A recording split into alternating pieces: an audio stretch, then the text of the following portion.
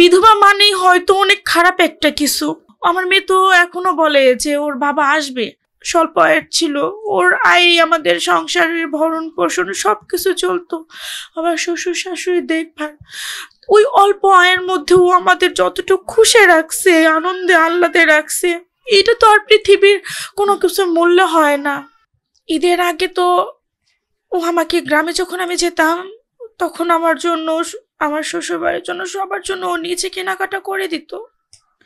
তারপরও যখন ঈদের আগে ও গ্রামে যাবে তখন আমাকে বলতো যে নিপা তোমার জন্য কি আনবো বলো, তোমার জন্য কি লাগবে, কার জন্য কি লাগবে আমাকে বলো। আমাকে ও আগে ঈদের কেনাকাটা করে দিত, তারপরেও ও আবার নিজে পছন্দ করে আমাদের জন্য কেনাকাটা করতো এবং যত বাজার ঘাট ছিল ও নিজে করে নিয়ে তারপর গ্রামে যেত। ও মানে আমার শ্বশুর এবং ও আমার হাতে রসমালাইটা অনেক পছন্দ করতো, যে নিপার রসমালাই কিন্তু বানাতেই হবে।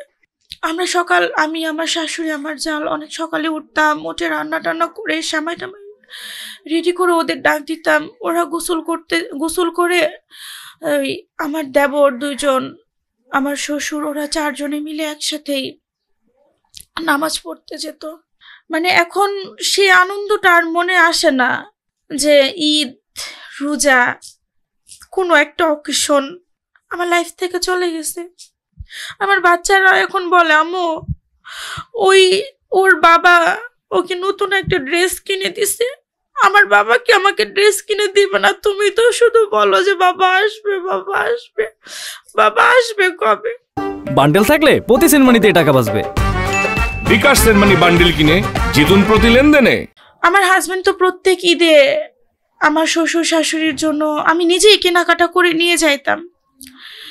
আমি আমার জন্য, আমার সন্তানের জন্য কিছু না কেনাকাটা করলেও আমি আমার শ্বশুর শাশুড়ির জন্য ঈদের কেনাকাটা শপিং করে আমি দিয়ে আসছি, কারণ আমি মনে করছি এটা আমার দায়িত্ব, এটা আমার দায়িত্বর মধ্যে পড়ে। আমার হাজবেন্ড থাকলে কি দিত না?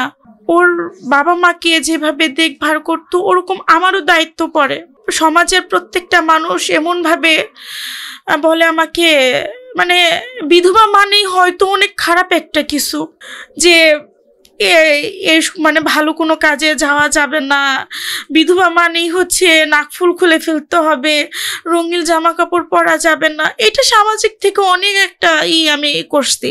আমার মেয়ে যখন আমাকে প্রশ্ন করে যে মা বাবা আসবে কবে, আমার মেয়ে তো এখনো বলে যে ওর বাবা আসবে, কিন্তু এখনো মানিয়ে নিতে পারে না যে ওর বাবা মারা গেছে মানে বেড়াইতে গেছে, ওইটা মনে করে।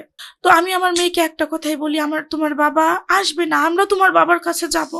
আমার হাজবেন্ড তো শহীদী মৃত্যু, আল্লাহ ওকে জান্নাতে সর্বোচ্চ জায়গায় স্থান দিক, এবং আমরাও যদি আল্লাহর রাস্তায় গিয়ে মারা যেতে পারি, আমি বিশ্বাস করি আখিরাতে আমাদের মিল হবেই।